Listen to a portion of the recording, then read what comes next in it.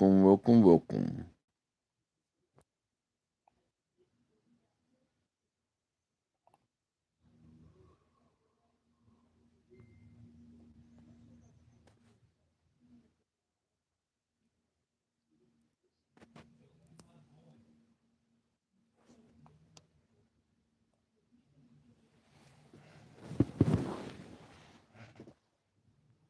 Welcome to the David's World of Ministries. I'll put this thing over so I can put my books and stuff on. And let's see. Today is the 30th. Tomorrow's Halloween.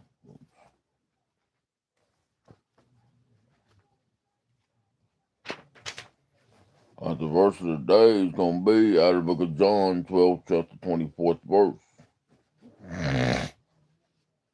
And the title of this story that I wrote down is A Plentiful Harvest. A Plentiful Harvest. We're going to wait till we get some people coming up here today, and then we'll go from there. And uh, it was a pretty good night last night whenever I was on the stream. I had 101 views, and there's some people that came on. But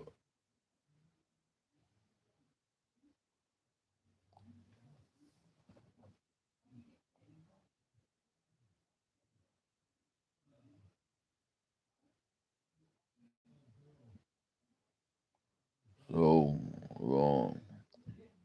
I told everybody last night it's gonna be between 7 and 8, and I just started just a little bit after 8. So I ain't too late.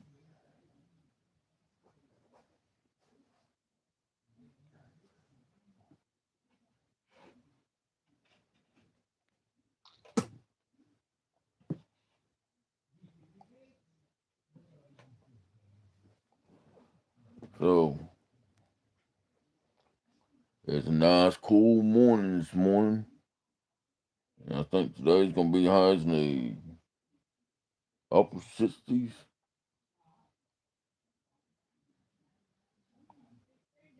No, I think it's gonna be in the low 60s today. Yeah. Cause yesterday was the highs in the upper 50s yesterday.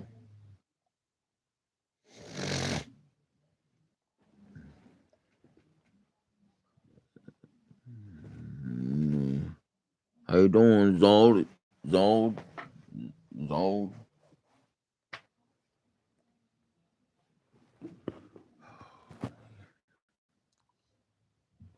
Mason, how you doing?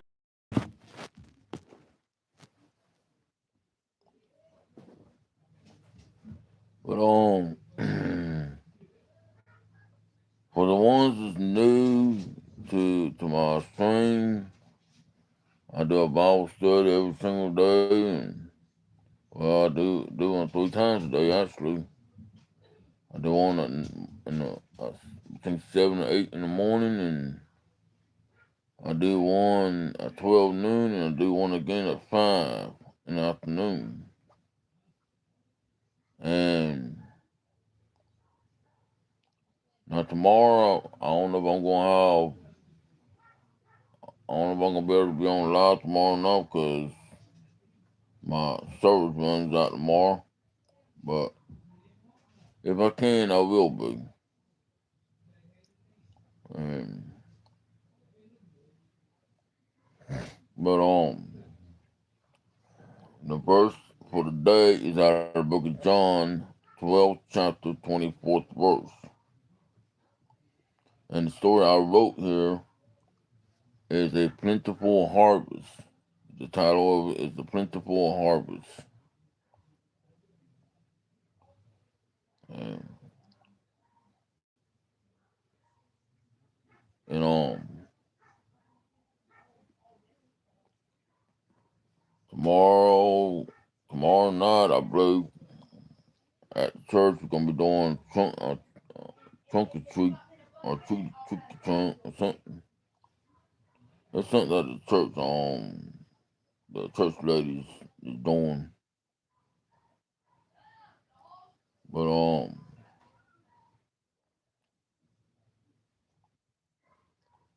so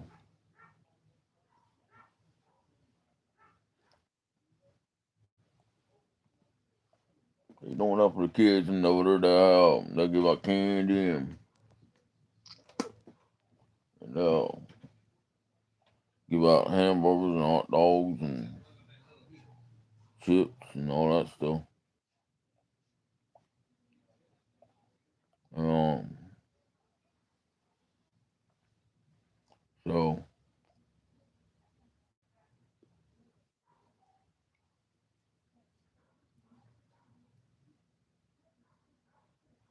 but it's gonna be a good night for the kids tomorrow night. And last night I had to go I started my live kind of late last night because I had to go to the Baptist church because they want me to speak there. So I was on my way to the Methodist church because I thought they was going to have services that night, but they didn't. And this pastor from the Baptist church asked me if I speak for him. So I said, yeah, sure. So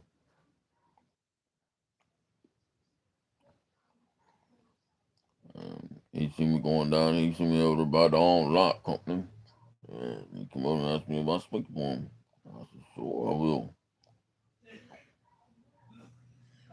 So this is October 30th, 2025.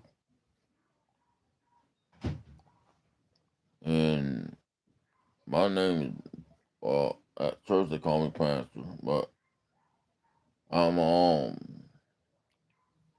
I am a certified minister, and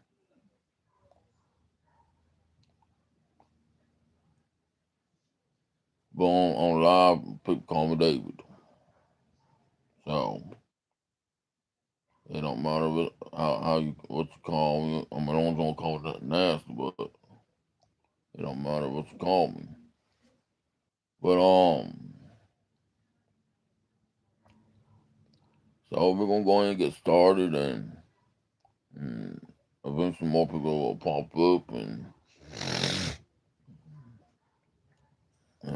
so John 12, chapter 24th verse says, very truly I tell you, unless a kernel of wheat falls to the ground and dies, it remains only a single seed.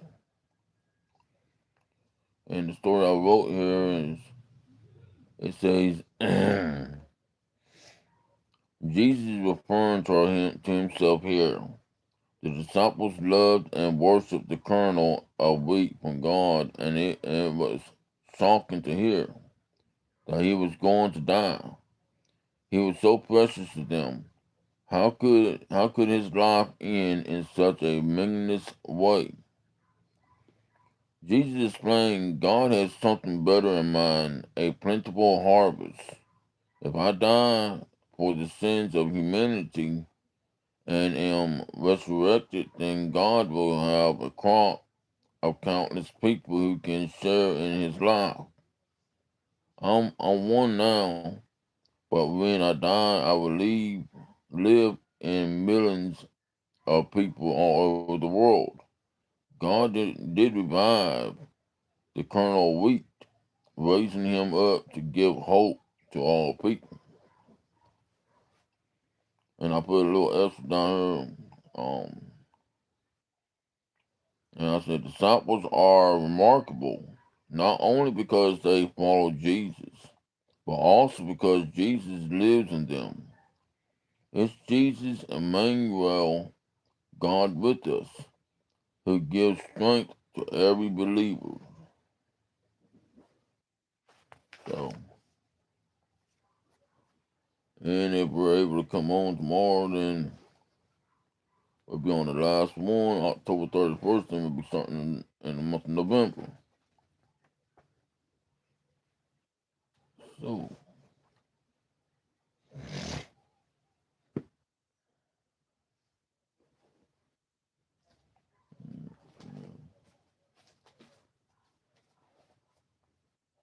we're going to do this one too, and we'll get to our Bible study. All right, so this one, God freely gives to men and women courage to be men and women of integrity. All right, so in the book of Proverbs, 11th chapter, first to the third verse, it says, the Lord detests dishonest scales, for accurate weights find favor with him. When pride comes, then comes disgrace, but with humility comes wisdom. The integrity of the upright guides them, but the unfaithful are destroyed by their duplicity. In Job 31st chapter, 5th to the 6th verse, it says, if I have walked with falsehood, or my foot has hurried after deceit, let God weigh me in honest scales, and he will know that I am blameless.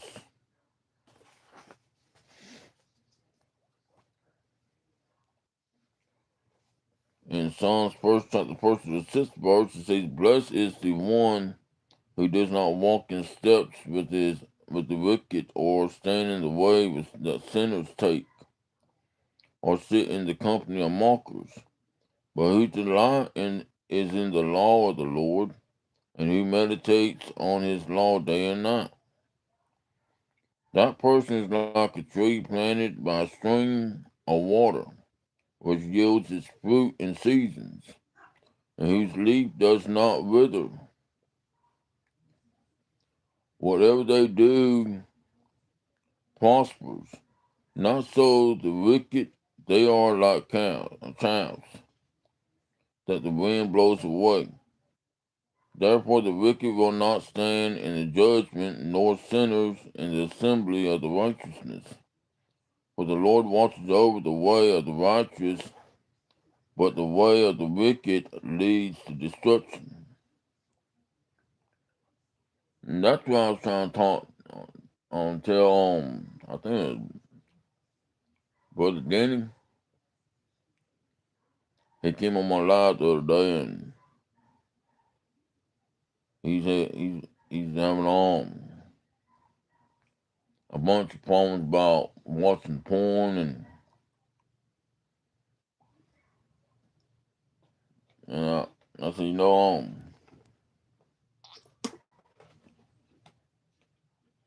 watching on porn, that's the devil's work, and that means you're heading down the road to destruction. You want to be heading up the road to glory land. That's where you want to be heading up to. And now the book of Proverbs 20th chapter 7th verse, it says, the righteous lead blameless lives. Blessed are their children after them. An honest witness tells the truth, but a false witness tells lies. The words of the reckless pierce like swords, but the tongue of the wise bring healing. Truthful lips endure forever, but a lying tongue lasts only a moment. That's true. If the tongue is the evilest part of your body. The tongue is the evilest part of your body.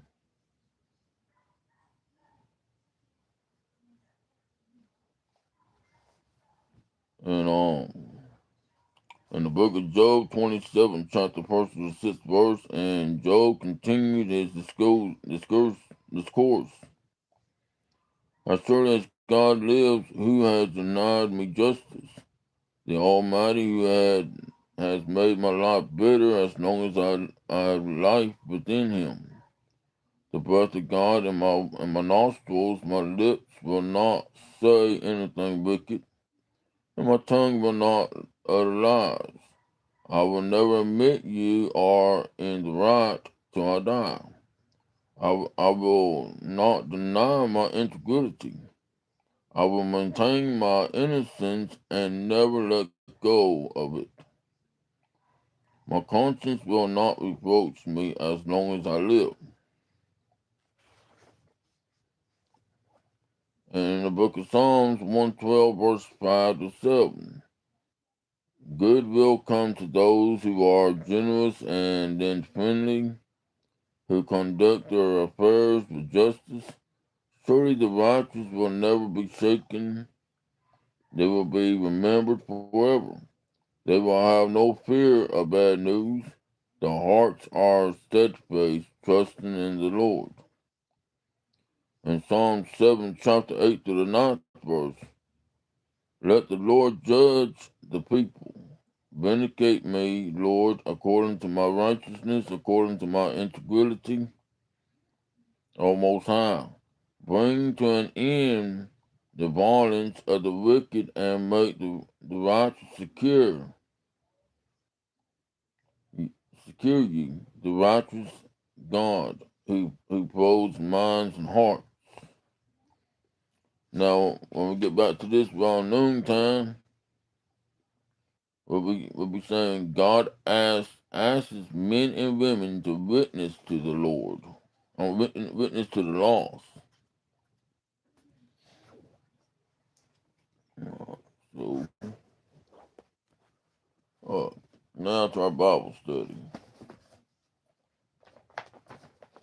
and we're gonna be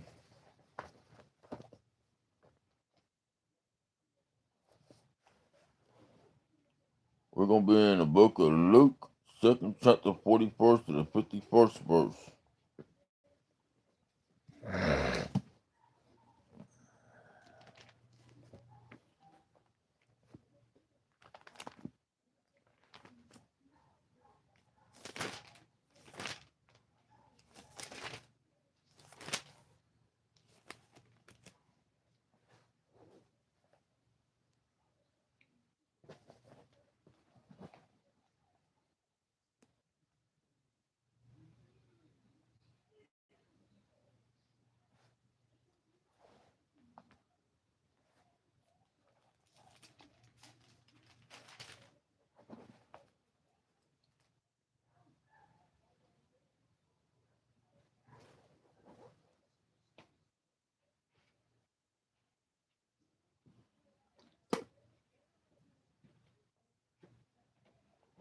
Uh, so 51st verse through the 41st verse through the 51st verse.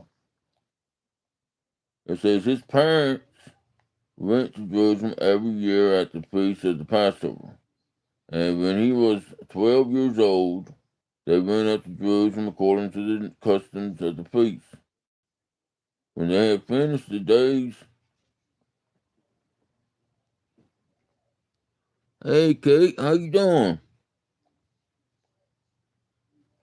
When they had finished the days, as they returned, the boy Jesus lingered behind in Jerusalem, and Joseph and his mother did not know it, but supposing him to have been in the company, they went a day's journey and sought him among their relatives and acquaintances.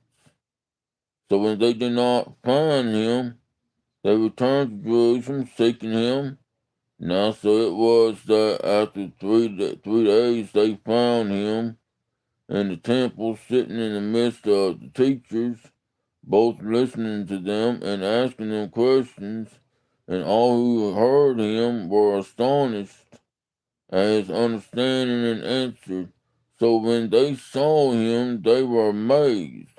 And his mother said to him, Son, why have you done this to us? Look, your father and I have sought you anxiously. And he said to them, Why did you seek me? Did you not know that I must be about my father's business? But they did not understand the statement which he spoke to them. Je- Then he went down with them and came to Nazareth and was subject to them, but his mother kept all these things in her heart. And Jesus increased in wisdom and stature and in favor with God and men. Alrighty. So now on this part, we got a couple of notes I put down here, and just one note I think. Yeah. But on this segment, I got one note. It's a pretty good note, pretty good size note. And 3 times each year, the Jewish men were supposed to go to Jerusalem to keep. Excuse me. 3 times each year, the Jewish men were supposed to go to Jerusalem to keep feast days. The Passover feast in the spring was one of these occasions.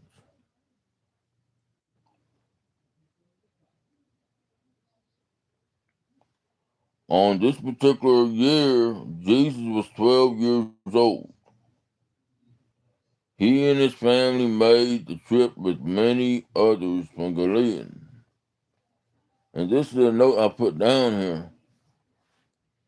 It says, at 12 years of age, Jewish boys became bar mitzvah, a son of the commandment. And in other words, according to Jewish tradition, the law did not specify an exact age. They became accountable to keep the law of Moses. There was therefore an added excitement and joy about the trip to Jerusalem for the Passover. Before this, whether Jesus went or not, he was not required to do so. This time he goes as a young man who has accepted the responsibility to keep the law of God. The Passover was like a family reunion, a big diner, and a religious service rolled into one figure. Exodus dating to the reign of Nero, from which it is calculated that two as many as 2,565,000 people attended the Passover that given year. Josephus put it as 2,700,200, while at an earlier Passover he estimated there were 3 million.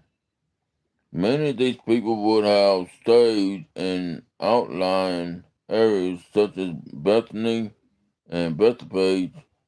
Nevertheless, Jerusalem would have been incredibly crowded during these feast days. Now, after the feast was over, Joseph and Mary started back to Nazareth with a crowd of travelers. They supposed Jesus was with some of their kinfolks and friends from Nazareth. That evening when they tried to find him, he was missing. No one had seen him all day. In great fear, they made their way back to Jerusalem. After 3 days, they found him in the temple. He was sitting in the midst of the learned teachers of the law, both responding to their questions and asking questions.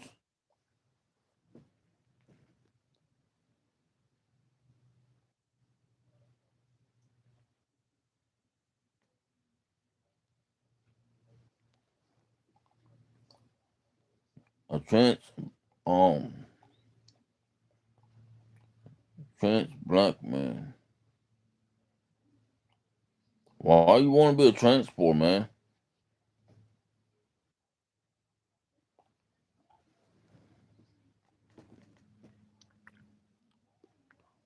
Melissa, welcome, Melissa. How you doing?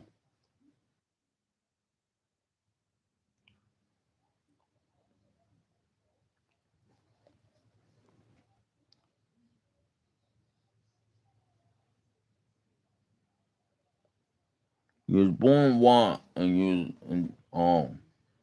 was identified as black. Hmm. How uh, how could they identify you as black if you was born white?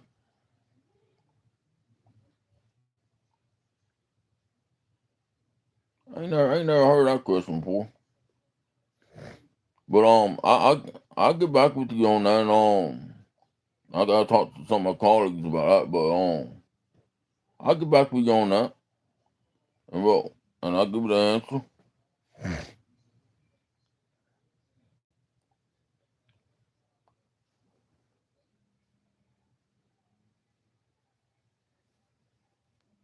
Yeah, get hold on one of my colleagues for me,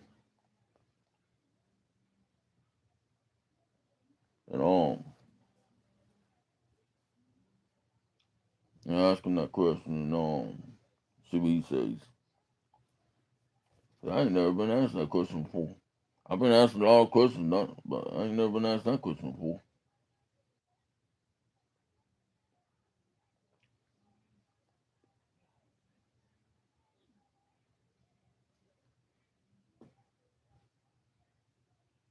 Yeah,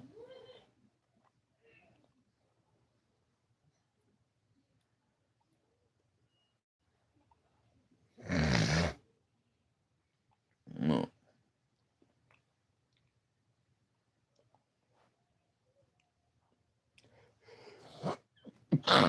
Oh, excuse me. I got to sneeze today.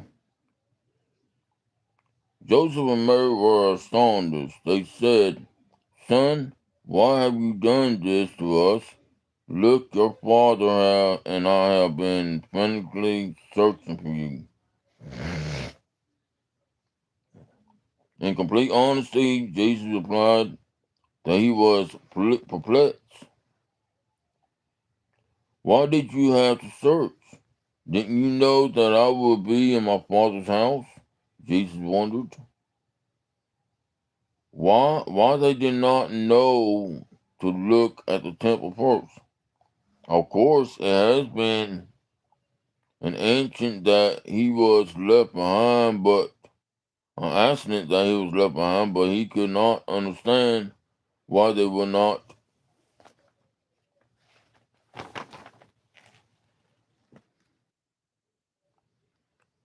Really? How you doing?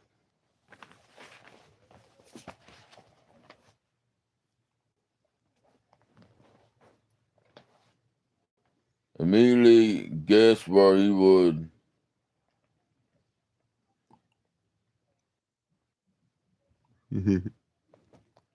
How you doing, Harris? Immediately guess where he would go when he was alone. His parents did not understand his remark. He went back home with them. It was not time for his great work to begin, though he was the son of the commandment. He was still a boy, so he went home and was subject to his parents until he was grown. Mary kept this experience in her heart along with all the other remarkable things she knew about Jesus. How rich those memories must have grown to be as her own understanding of her son's identity grew. Now we're gonna go and we're gonna be talking about Jesus finishes growing up. Jesus finishes going up in Luke 2nd chapter 52nd verse.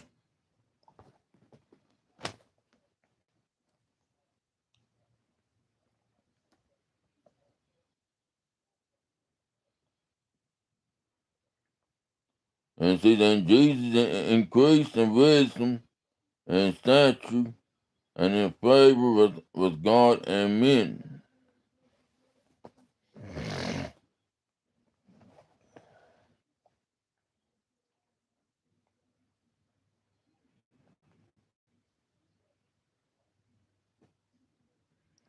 How you doing, Harris? Can you hear me, Harris? See my volume's up. How you doing, Harris? You okay, Harris? You doing good?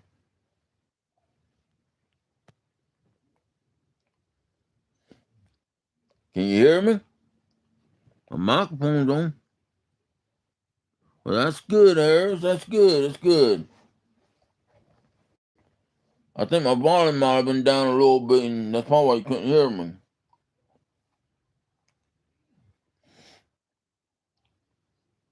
All right, so the next 18 years passed in silence. During those years, Jesus learned to trade a carpenter in Mark 6, chapter 3rd verse.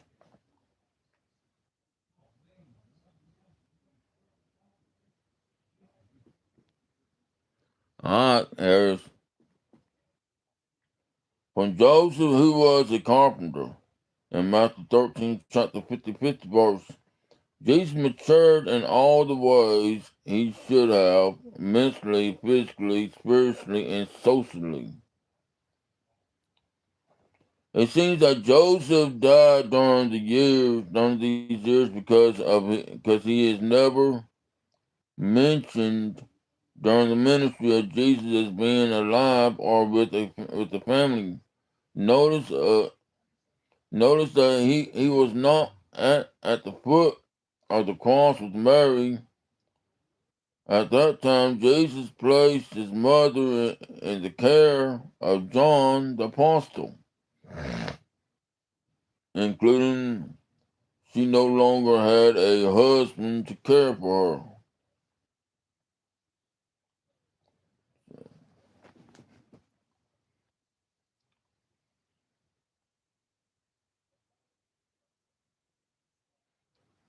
It ain't a pig's house. It's a picture of a church. It's a picture of a church, and some people can see it good, some people can't. But yeah, I draw all that stuff, and I draw and paint it in, and I take a picture of it and put it on my phone. And well, that's good, Harris. I'm glad you love God. You should love God all the time. But and I take a picture of it and I put it up. I put it on my phone, and when I go on live stream, I put a different picture on each time, and I'm working on another picture. So, and this picture's gonna have Jesus in it, and got my jacket on because it's kind of chilly over here.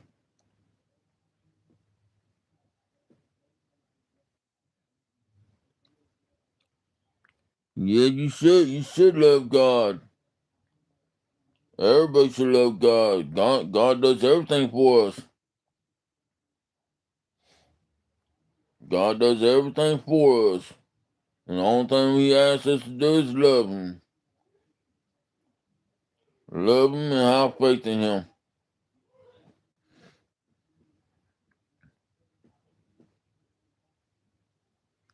Alright, bye. Well,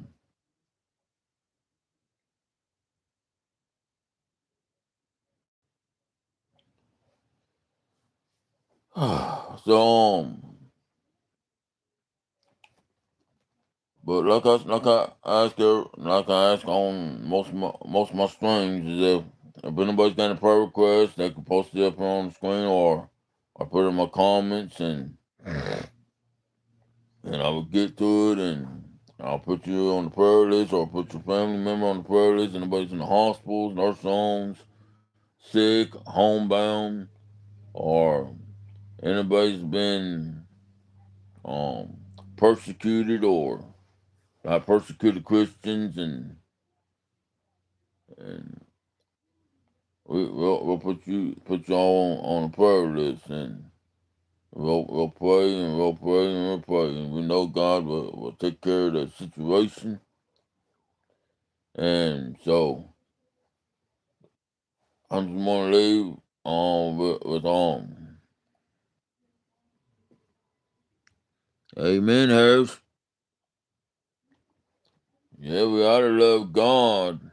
Yes, we ought to love God and Jesus. That's right. Jesus, we love Jesus and we love God. God's the Father of Jesus and we love them both. And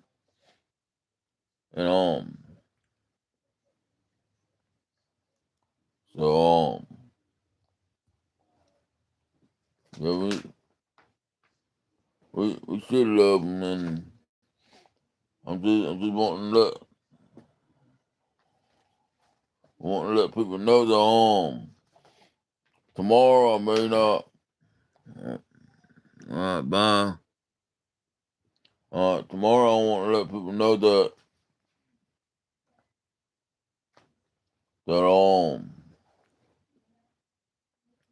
tomorrow I may not be on because I may not have the enough internet to do so because I won't get my money till Friday. Well, tomorrow is Friday.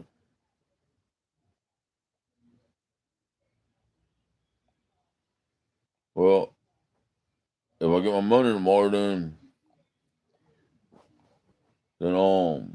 I'll get the minutes back on, get the internet back on it, and then we'll do it live. I thought that was Wednesday, but no, yesterday was Wednesday. Today's Thursday. All right, so y'all y'all remember Jesus loves you and remember to keep your mind and eyes focused on Jesus Christ because He's the only way to the pearly gate that will and He'll lead you straight to the gates and then he'll reach down and grab you and pull you in. All you gotta do is have faith and you gotta believe in Jesus. And so y'all have a blessed day, and I'll be back around noontime to do some more, and we'll talk about some more stuff. All right, y'all have a blessed day.